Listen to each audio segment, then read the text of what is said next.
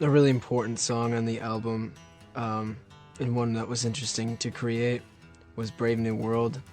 I think it was at a certain point where we had started, you know, had configured so many different songs on the album, and we were kind of looking at each other, going, "I think we're gonna need something new here." And this is one of the four rare occasions on the album where we had written a song during the recording process. And it was one night we were at Rust Belt Studios in Detroit, and we were kind of sitting around, and I had this riff, and I'd worked on it for a few hours and brought it to the guys, and we were cutting it out in there, and the meaning, we identified with it pretty quickly, and it turned into something of significance, and the song was recorded in one night, and it talks about, about the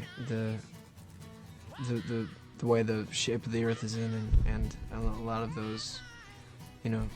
The track that stands out to me on the album would be Age of Man, because, there is some mystifying elements to the song for me. And we wrote it at a time we were in this cabin high up somewhere near the Smoky Mountains in Tennessee, and it was just kind of magical, the song really came together there and took on meaning, where you're given the opportunity to sort of write, and reflect on what the song is telling you, and the melody, and it takes you off your feet and kind of elevates you. I would have to say You're the One was probably the most successful take, personally, just because of how much history the song has garnered over the years. It's one of the first songs I had ever experienced writing with the band, so every time I perform it, it takes me to that place, and when we were recording it in that moment, it was pretty easy to find myself in that place.